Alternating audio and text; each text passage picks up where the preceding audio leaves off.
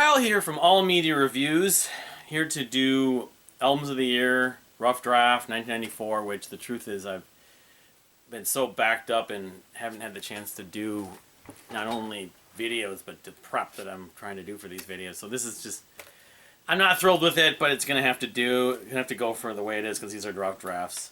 I can report, though, I think I may have found a semi-solution to saving some space around here and to organize my CDs the way I need to. Right now I have all my CDs like in sections by artist. They're not alphabetical, so it just ends up being painstaking. And there's a lack of space in this room, unfortunately. But this, what is this thing? This is a wall mount basket for like a shower.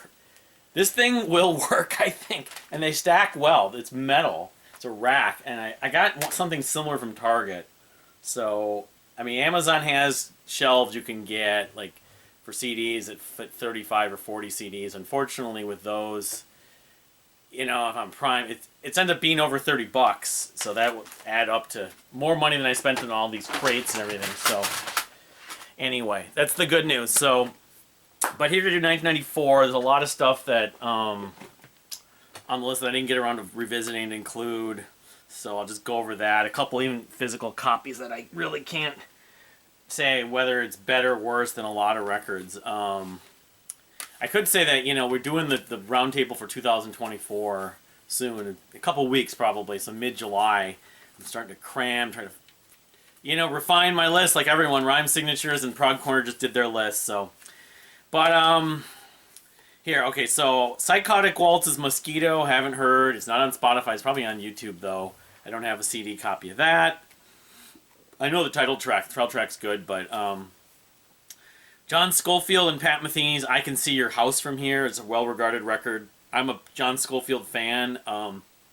He's on the live, you know, Billy Cobham and George Duke live and tour in Europe, and then I saw him when Dean McGraw opened for him at the Caboose, like, I want to say about 20 years ago. So he's a great guitarist.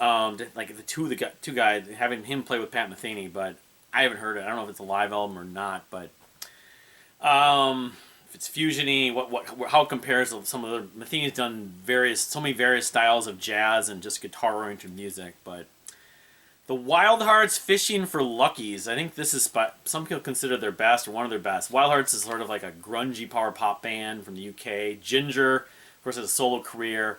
I really have wanted to get more into them. Every time I try to get into them, I only like them a little bit, but I should like them more. I maybe haven't heard the right stuff.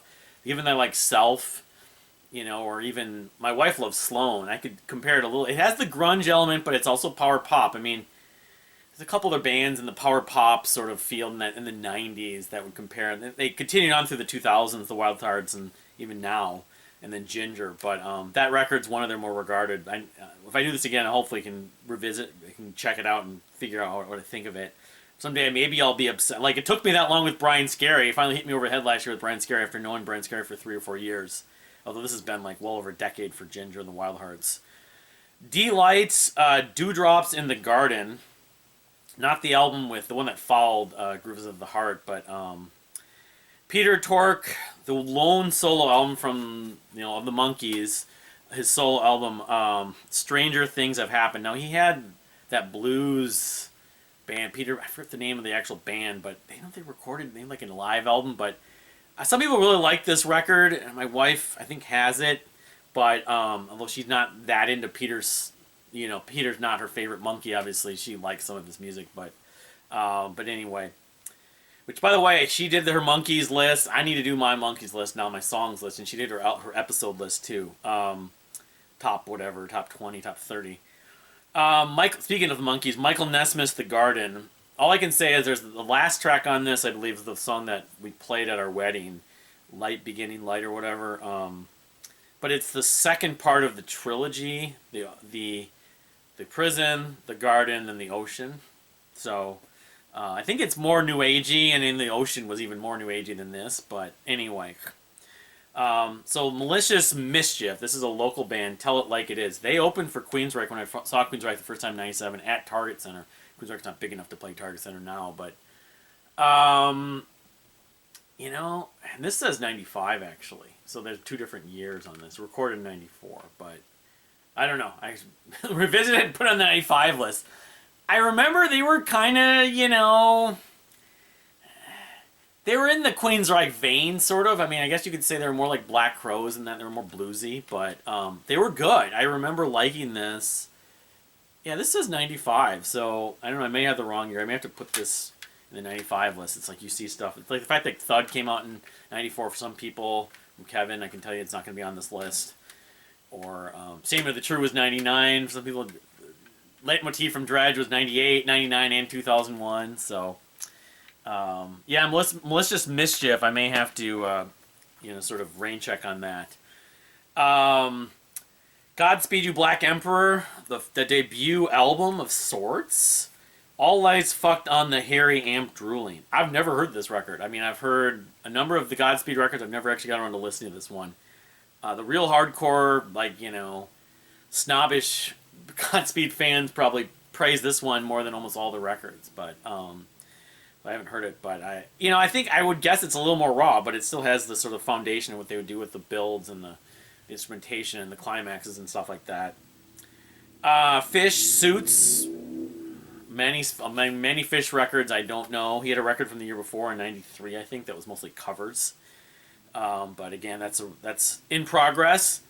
I think they're British folk metal band Skyclad, Prince of the Poverty Line, which I listened to some of this the other day. I could maybe put on the list. Sins of Emissions and fast folk metal. That's what it sounded like, fast folk. Anyway, Skyclad.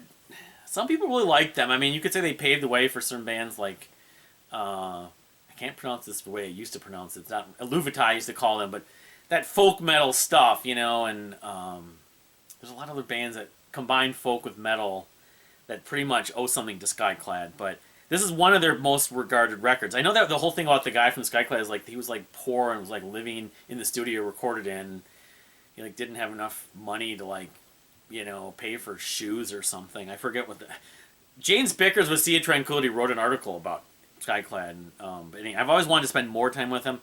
I mean, it is folk metal. There's not, from listening to it, there's some progressive elements, but it's like Jethro Tull. I mean, you could say, well, what's the difference between that and Psychotic Waltz is super technical. Skyclad's not super technical, but they have their elements where they're changing times and using. I think they use some violin and some other instrumentation just besides guitar and bass and drums. So anyway, Skyclad, Prince of the Poverty Line. Dada's second record, American Highway Flower. Listening to some of this the other day, it's similar to the first record, Puzzle. I think it's Puzzle. Yeah. Not the same with the Biffy Clyro record.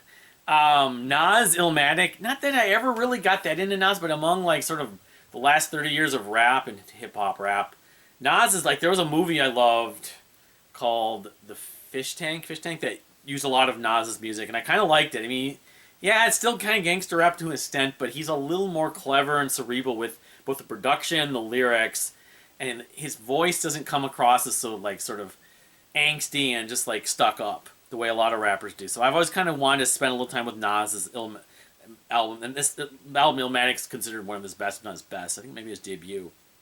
9 Inch Nails, The Downward Spiral. I'm not a 9 Inch Nails fan really, but it's noteworthy because I think it's their debut record.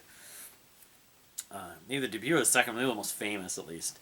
Weezer's The Blue Album. Again, I'm not really a Weezer fan. That's just the album that has Buddy Holly though. Although I am a fan of Rivers Cuomo in the sense that he was taught by Jim Matheos of Fate's Warning, and he was in a prog band before he formed Weezer. Soundgarden, Super Unknown, which has Black Hole Sun. Not huge into Soundgarden and grunge, but I know that song, of course, and that was their most famous record. Beastie Boys, Ill Communication. I was wrong about Check Your Head. Didn't have Savatage. This is the album with Savatage. That's the song that, of course, they did that was on Beavis and Butthead. But yeah, I don't have it on the list. Failures, Magnified, maybe the most well-known Failure record. I'm not really much of a Failure fan, but I know people that are really into them. So I've heard about this record. Oasis, definitely, maybe. Again, not really a fan of it. Of course, that had the song Whatever, but it didn't have their biggest hit, which I'm spacing on the name right now. Wonderwall, which is on the next one, which I heard at Best Buy all the time. Which, by the way, 1994 was the year I graduated high school, so sort of a significant year in the way I think of things. 30 years ago, like this week or last week, right, when I graduated.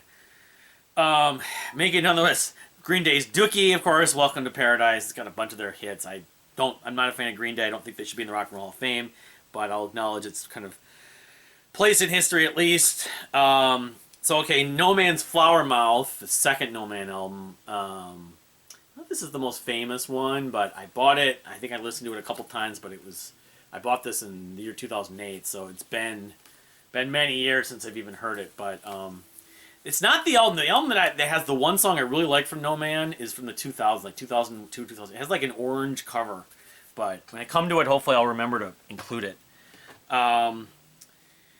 Let's see. Peter Gabriel's Secret World Live. I don't have. I've seen some video clips, of course. There's one where he's wearing that thing on his face and like the instrument and stuff like that. But mostly supporting the Us stuff and some of the So stuff, of course. Tiamat, sort of black metal, progressive blackened death metal. Wild Honey. They were a band I was trying to check out when I first got into extreme metal back in 2007. And then there's two demos. One, it's all original songs that were never recorded again. He did live occasionally. It's Hours Sour demo. I mean, I could slot this in here because I've listened to it enough times. I know it. But it's a demo still. And then there's 0 Hour, who released their first album 5 years after this, the self-titled album. They got renamed Metamorphosis when it was re-recorded. But I've got both the 99 and 2001 version, but I don't have the actual demo. But the first demo, I guess, was given to people back in 94, I think. Anyway. Alright, so I need to just fix a couple things here so I don't screw this up. 16, 17, my apologies. 18, 19... Maybe I can just do this. We can just sort of wing this like most of my videos. 19. Yeah, okay. 20. 21. 22. 23 and 24. And the bottom, of course, is not really that accurate, of course, but... Alright, so 24 records. Number 24. The first album... It's not really a Flower Kings album, but sort of some people consider in the canon. The Flower King from Roy Stoltz. I won a contest and got all the Flower King CD. I got this. I like this. It talks about the lyric of the Flower King, Humanissimo. Put it this way, I'd rather listen to this than any of the records of the last 20 years.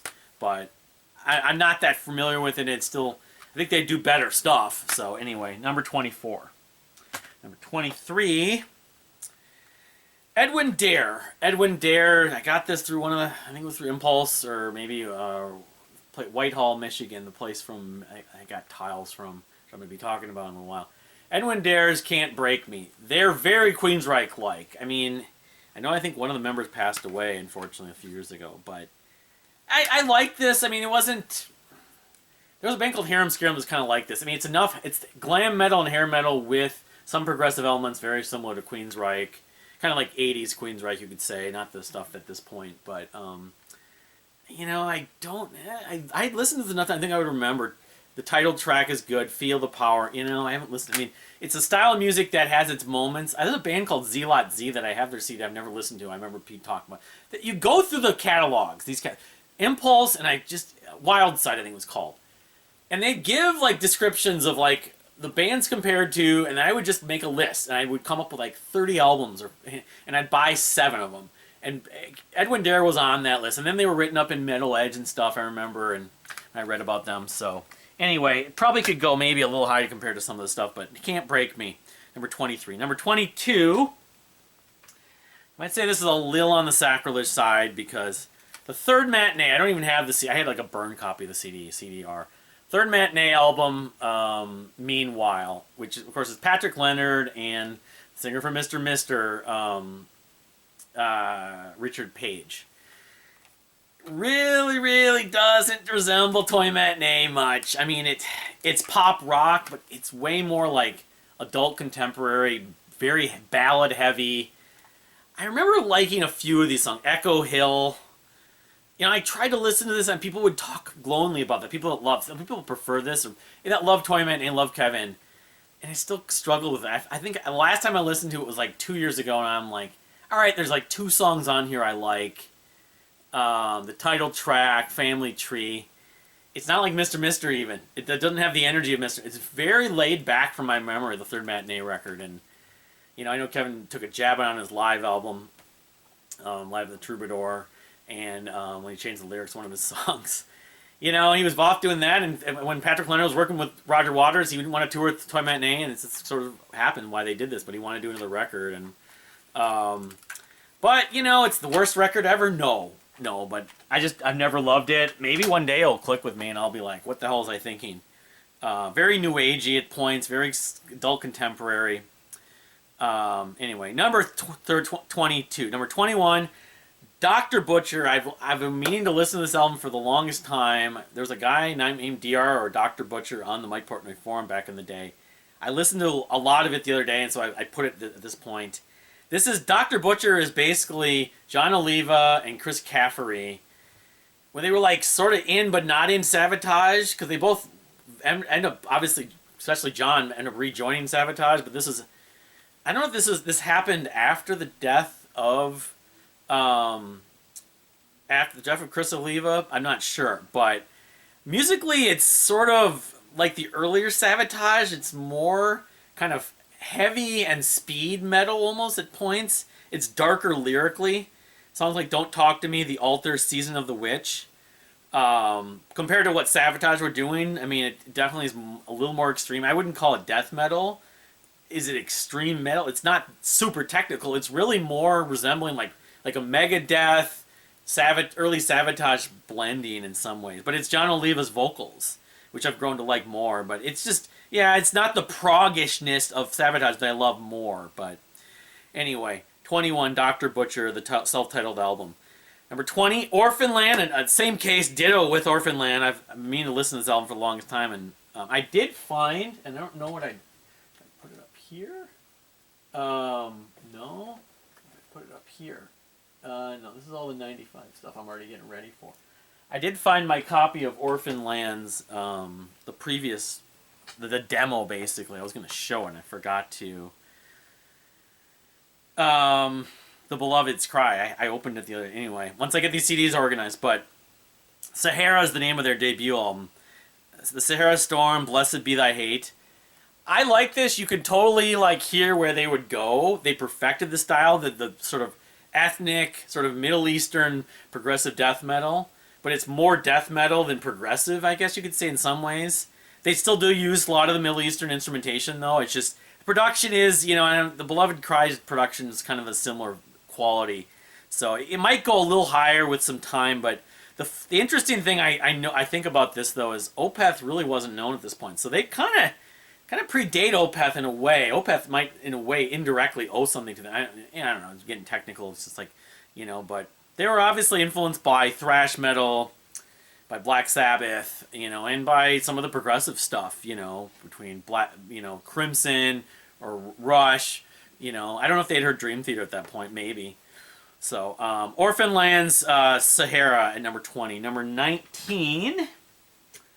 I once had a guy who was desperate for me to send this to him many years ago. They couldn't find it on CD because it was like out of print. Yes's Talk, an album that I bought many years back, and I've listened to probably all of like 3 times. It does have the Endless Dream epic, of course, but this doesn't have, doesn't have John Anderson. I don't think. The thing, it doesn't even have the Roger Dean font. It's like completely like unorthodox looking Yes album. I forget. I mean, Chris Squire's obviously on this, but I forget who's even on keyboards on this. I don't know if it was Billy Sherwood. It might have been. Tony Kaye. Tony Kaye came back. So you had Alan White, Squire, Tony Kaye, but Trevor Rabin, of course. Oh, John Anderson is on this. That shows how often I've listened to it. Yeah, I mean, it's... I would put it above Union and put it above Open Your Eyes. I guess that's not saying a lot, but... The Calling, I remember that's one of the songs I always remember liking on this record. Walls is okay, but anyway. Talk from Yes... Maybe some people think as a prog fan should go higher than that, but being it's not their worst record. Number 19. Number 18. Now I'm inserting more compilations in here just for the sake of, because I want to include these artists. Paquito de Rivera, called Just a Taste of. There were a whole series of. There's like a Herbie Hancock and El Di Meola and Chick Corea version of this. You can see it's like digital remastered from original analog tapes. Paquito de Rivera is like one of the sort of 5 at least in America or North America, sort of essential Afro-Cuban jazz artists. I would put one artist specifically I like among modern artists ahead of him. And you can go back to Dizzy Gillespie or, what am I thinking of? But I'd put Pancho Sanchez above him just a little bit, but he actually probably influenced Pancho quite a lot. He was a sax player though, but yeah, it's a fun record. I mean, I love Afro-Cuban jazz. I guess it has a kind of formula, so I don't like ever get like where I want to just drink, like take in more and more and more of it. But for a compilation of a lot of his best tunes, it's great to listen to this, and I've heard some more of his stuff too. But yeah, Paquito de Rivera is a great musician. I don't know if he ever played with Miles. He never played with any of the fusion bands, because I don't know if you really would consider him related to fusion. Neither did Pancho, but it's so playful and just happy. He does his version of Montague on here, which I love that track. Pancho does too, and I take Pancho slightly above his, but yeah, no, he's Afro-Cuban jazz, and Paquito de Rivera included, is just some of the best music when you can listen to it for the right mood, at least. So that compilation, Taste of Paquito, at number 18. Number 17, we go back to the Magna Carta label, and Cairo's self-titled album. I think this is the debut. Season of the Heart. I'll never forget that. I didn't even get that out of my head. Very, very Yes-like. Brent, I think it was Brent Allman was in the band. I'm thinking of, yeah, Mark Robertson. Among the Magna Carta bands, I liked most of the ones I checked out, but they were like the one I liked the least. But they were okay. I have one or two of the other CDs. It's good. It's derivative, but it's still pretty good. I mean, it has a 90s touch to it. It has a little bit of what Enchant did, but it wasn't maybe as heavy as Enchant. And I don't think the vocals aren't quite as good as Ted. The singer from Cairo, I don't like as much. But yeah, I mean the epic they do, Ruins at Avalon's Gate, ends it with it's 22.5 minutes. So it's of its time, but it's not bad. I actually think it could go a little higher. Frequently I get Season of the Heart in my head. I always think of that because I listen to this thing enough. I would be sleeping back in like the early 2000s in my jukebox CD player, and this would come on frequently, along with Close to the Edge and like Lamb Lies Down Broadway. So number 17, Cairo's self-titled album off Magna Carta. Number 16, The Gray's Rochambeau. I mean, this is like Third Matinee to some lesser degree. I've known about this album for a long time because this is Jason Faulkner and John Bryan of Jellyfish. Although John Bryan didn't play with Jason Faulkner in Jellyfish. John Bryan played on Spilt Milk from the year before, 93, that era. But Jason Faulkner's only on Belly Button, knowing my Jellyfish history. Of course, they had the one song, The Very Best Years, the opening track, that was on Beavis and Butthead, and Beavis and Butthead hated it. It's good. Some of the, one song is kind of Joe Jackson-like, Everybody's World. It's like a lot of Beatles elements. That's why Portnoy's so big into this record. Among the related Jellyfish releases, it's not at the top, but it's certainly not at the bottom. Because like Imperial Drag and some of the other ones I've got into less, but I've spent less time with this. But if I loved it, I got enough into it, because I listened to it. It was probably 15 years ago on those Red.net stations. I wanted to love this. I would have bought it, and it just never fully clicked with me otherwise. I mean, The Very Best Years is a decent single, but, and I love Jason, although the truth is, it's like, Jason, like Ginger Wildheart, like the Wildhearts, I want to like his music more than I actually ever have. It's sad. Or even Blue to some degree. Power Pop is like that, where you either love it, or you want to love it, and you can't always, unfortunately. So, anyway, The Grays, Rochambeau, number 16. Number 15... see the debut album from, I believe they're from Texas. Yeah, I don't have the CD here. Of course, another one I lost. I'm rectifying some of that now because I'm finding some of these CDs online and also at half-price books.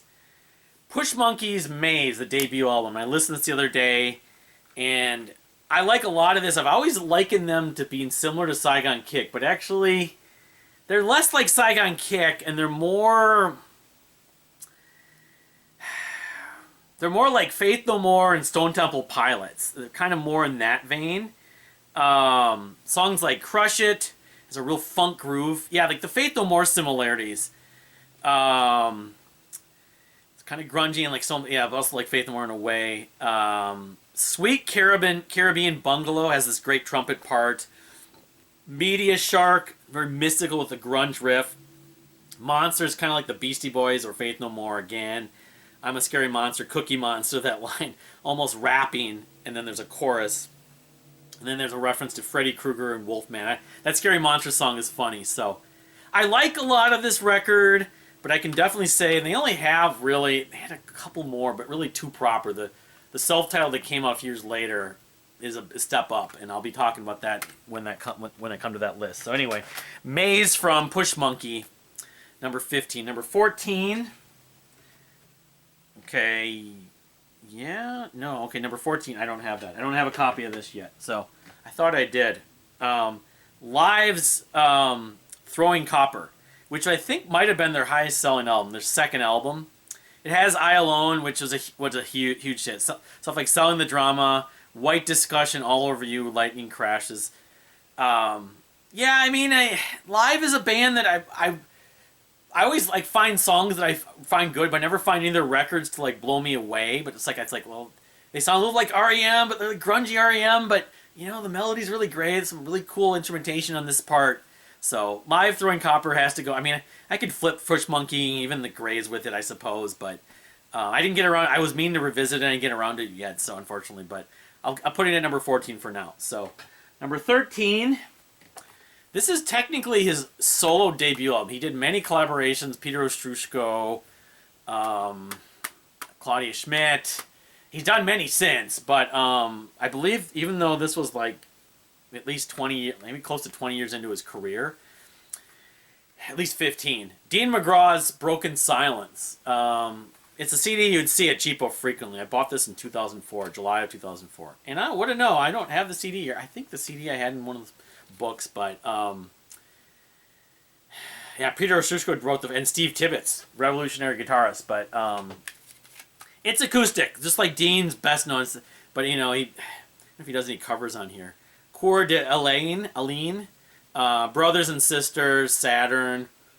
You know, it's Deantronics, sort of like Robert Frippatronic, Deantronics, where he's bending the pitch and having a lot of dynamics and just like kind of going off acoustically, doing his jamming. You can hear the Hendrix, you can hear the John McLaughlin, you can hear the Jimmy Page, but it's mostly, if not entirely, acoustic. So yeah, Dean McGraw, I got him to sign it, so I don't have the compact disc in here. It's sad. So you can see Kyle, love Dean. Yeah, I don't know what the date I saw. It was probably around this time, 2005, 2006, something like that. So Dean McGraw, my favorite musician, debut album, number 13, Broken Silence. A title that's apropos, given like he played live and did collaborations going back to, I want to say it was the late 70s. He started around the same time Prince did, really.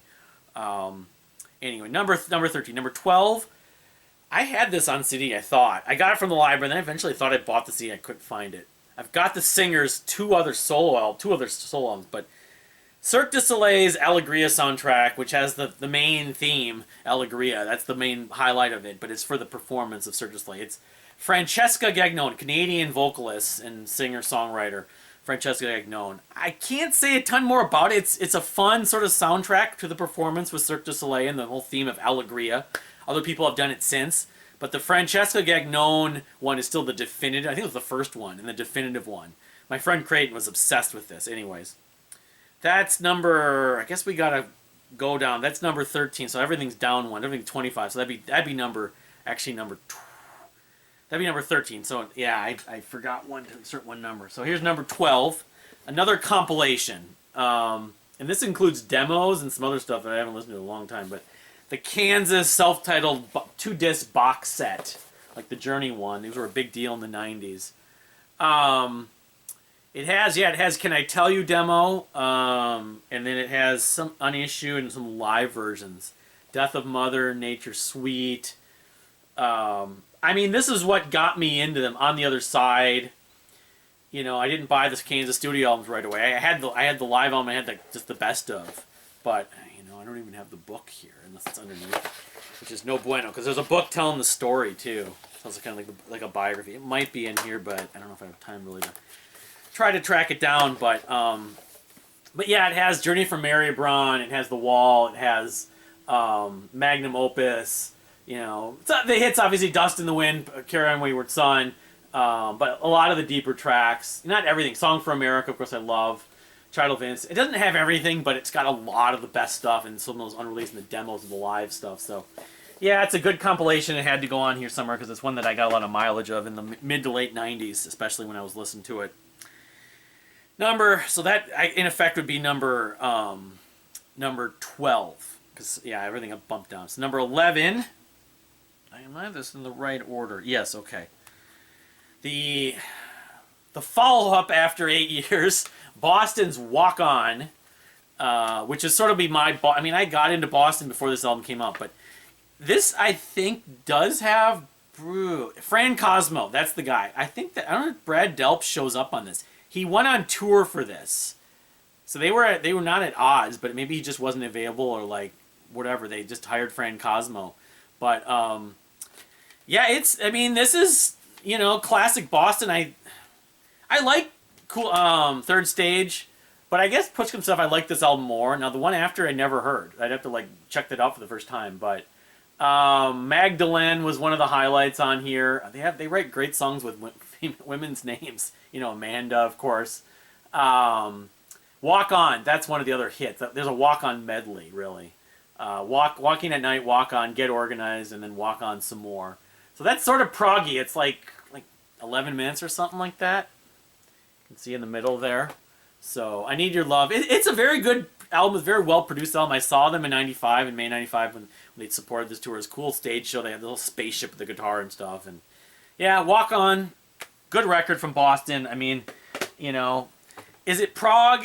Sort of. I mean, it's as prog as Boston could get, I guess. Frank Cosmo has a good voice. I didn't like miss Brad Delp. I didn't think, oh, it's not Brad Delp so much, but I wasn't paying attention to the stuff back then. Because I got it in '95 when it came out. I was like, I got all the other Boston albums. I got to get this. So, and it was 8 years, since '86 when Third Stage came out. So, number 10, Tiles, the self-titled Tiles album. So you have Cairo self-titled.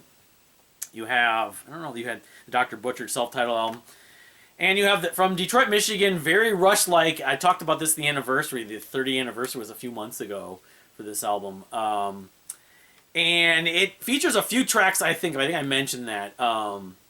Dancing Dogs and Analysis Paralysis. Those two. Token Pledge I like.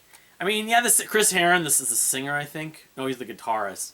The singer is Paul Rarick. He doesn't sound a lot exactly like Geddy, but there's this obvious, just kind of like Ted Leonard in a way. It was like the Rush DNA is like inserted into their sound. Of course, they would work with Terry Brown and some other people later, but it's a fun record. I know that at the end of it, they use like an answer machine clip and they reprise the Dancing Dog melody. Scattergram's another track I like. I mean, I got into Tiles. This was my go-to when I first got in. I don't know if it still is, but fun record. Tiles, self-titled from 1994. Thanks you to Wildside out of Whitehall, Michigan, who was suggesting them. And they toured with Dream Theater later on, of course. So number 9, another debut album, but not a self-titled in this case. I talked about this in the anniversary around the same time. Atomic, it was like a couple months ago. Atomic Opera, from Texas. I don't have the booklet, of course. But produced by Sam Taylor, very Galactic Cowboys and King's X, like in some ways. The drop detuning, sort of very, there's a Christian element, but it got more prominent in the records that followed. But Joyride is just, the riff is great on that track. Justice, it's not death metal, but you think, Justice. I always hear that riff, think of the word justice, I always hear that song. This Side of the Rainbow, Achilles Heel, Blackness, War Drum.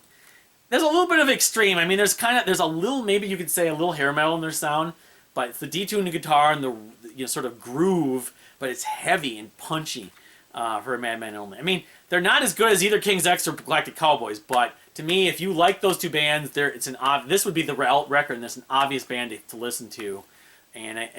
Unfortunately, the Christian element got to be more noticeable in the record that follows. Not as blatant in this one. So anyway, for Madmen Only, from Atomic Opera, number 9. Yep, number 9. All right, we're getting into the cream of the crop here. Number 8. Now, kind of low for one of my favorite bands, but it's the bottom, kind of close to the bottom of their catalog, but still a record I enjoy. revisited a couple years ago doing the rankings. Inside Out from Fates Warning. Fates Warning's kind of new agey record in some ways, and it has a little bit of the sameness, although the sort of structure is similar to Parallels. My favorites on this record, Monument's sort of the token go-to track for most people. That's the heaviest track on here. It's great. The performance by Ray Alder's awesome in that song. Shelter Me, The Strand, Face the Fear. Island the Stream is decent. Outside Looking In, I mean, the thing is, I hear riffs that are similar. And Outside Looking In, Shelter Me, and The Strand. Pale Fire, I have a CD single of somewhere around here. Pale Fire's good. I mean, it's still a good record, but by Fates Warning standards, it's, if it was any other Fates Warning records would be at least fighting for the top 6. So anyway, Inside Out from Fates Warning, number 8.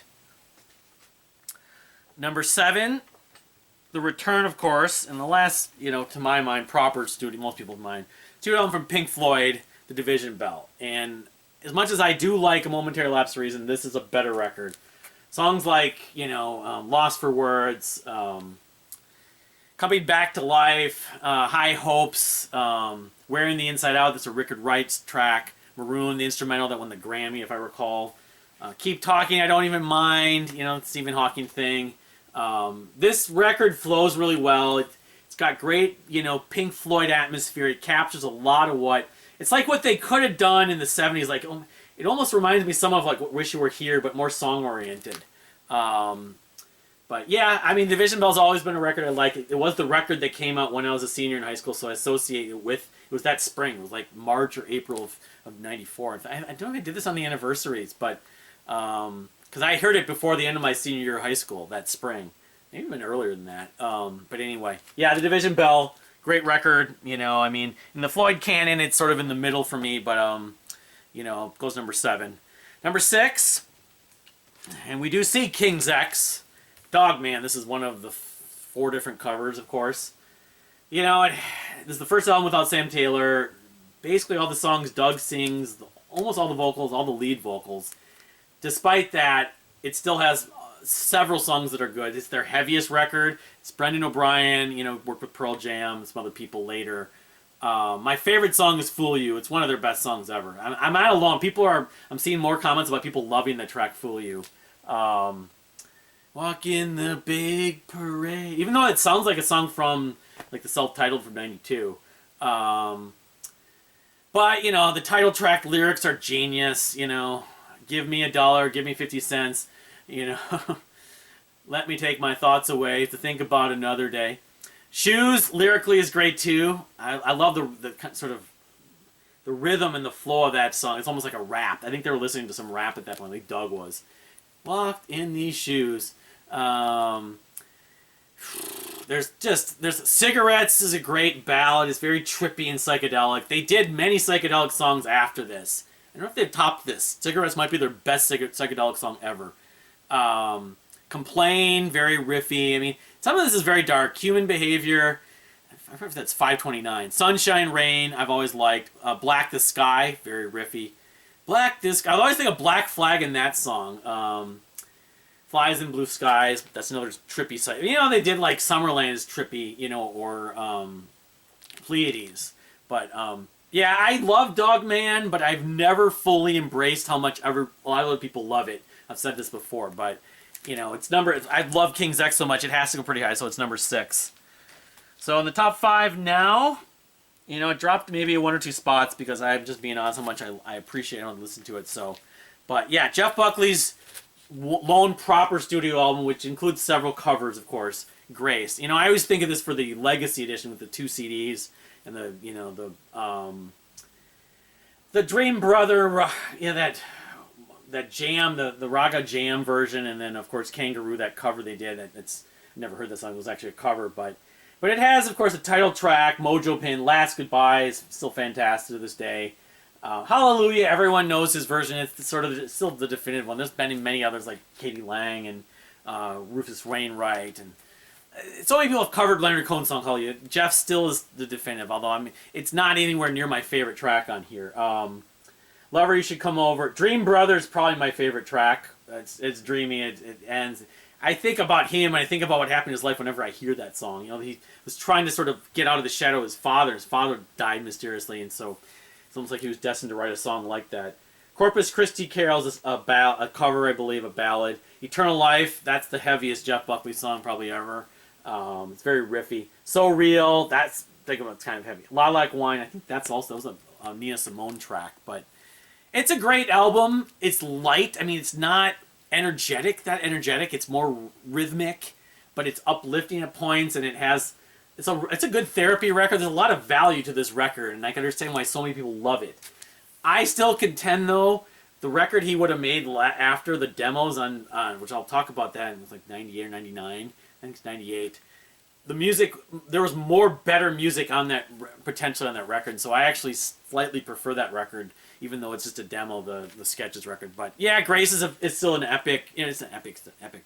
I think of especially if I consider the Legacy Edition, which would technically go in the year that came out, a few years after that.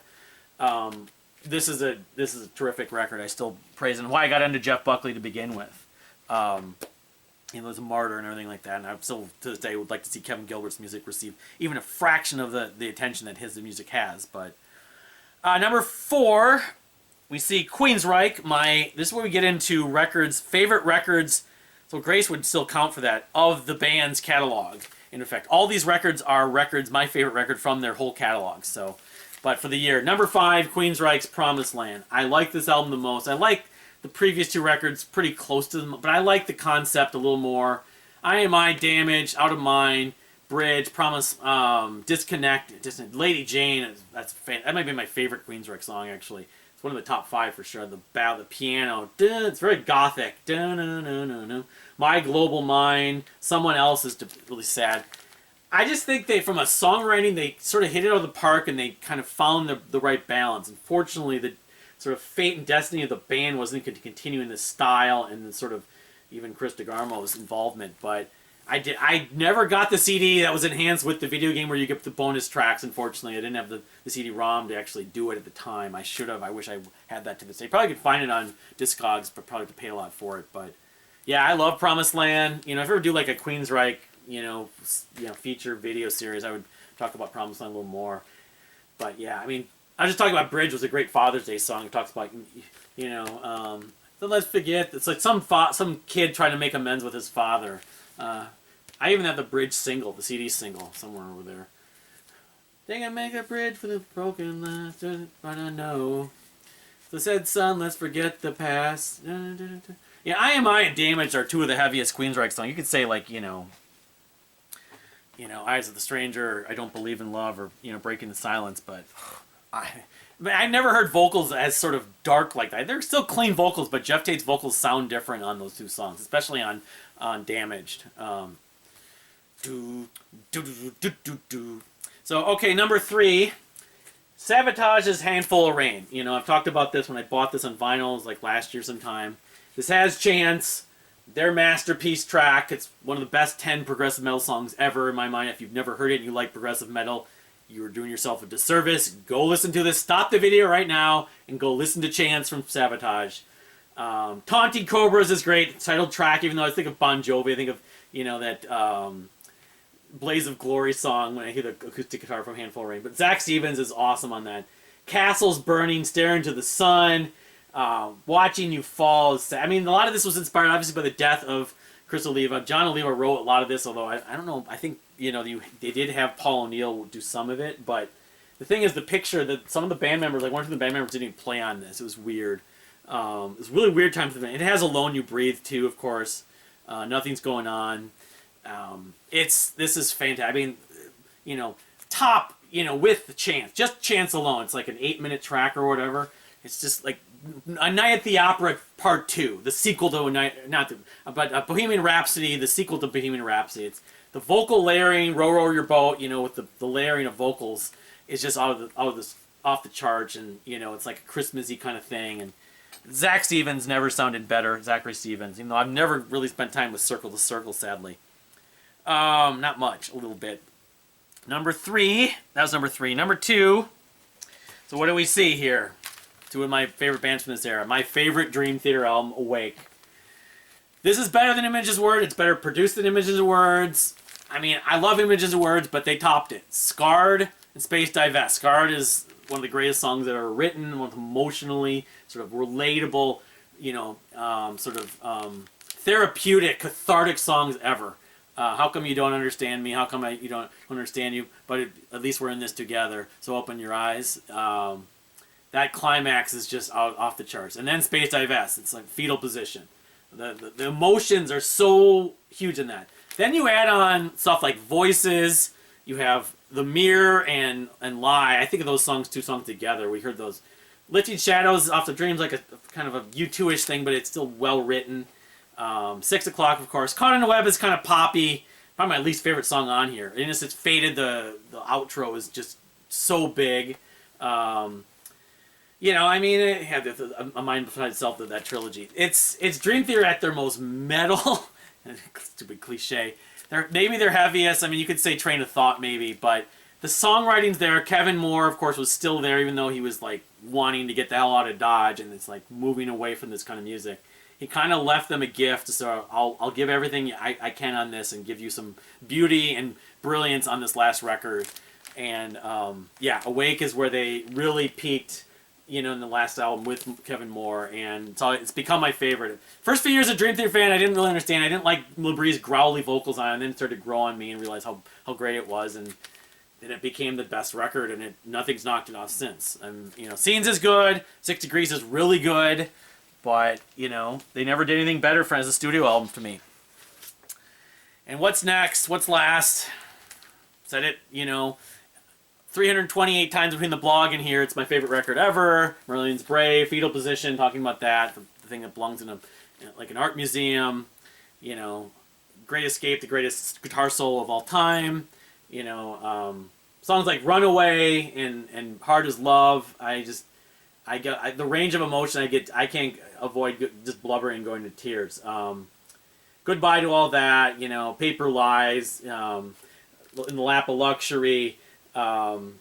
Made Again. I mean, it's, you know, it transcends music to me, this thing. It's like a completely different thing. So it has to be number one. Obviously, I should have like a separate spot for it, you know, but favorite record from Marillion, favorite record of 1994. The year it came out, I didn't even realize, a few months before I graduated high school. I graduated in June 1994. And favorite record of all time, you know, Achievement of the True, you know, Blood Moon. You know, you can tell for those years what's going to be number one. It's not spoiling much, but yep, Brave. So what are your favorite albums from 1994? I know this video is got another like 45, 50-minute video, but thank you for watching. 95, maybe when I get going on some of these CDs and I'm getting back to a normal schedule, although next week's kind of weird because I have 3 days off again, and the wife will be home, so I don't know how much I'll be doing videos, but the next couple of weeks, hopefully I can resume this process, and then we can get going on the 2024 stuff. But thank you for watching again. Christian, I'm sure will leave me with 25 I'm missing. I'm sure there's a lot that I would be shaking my head, but including stuff Kevin Gilbert did, you know. But thank you for watching, and we'll see you next time.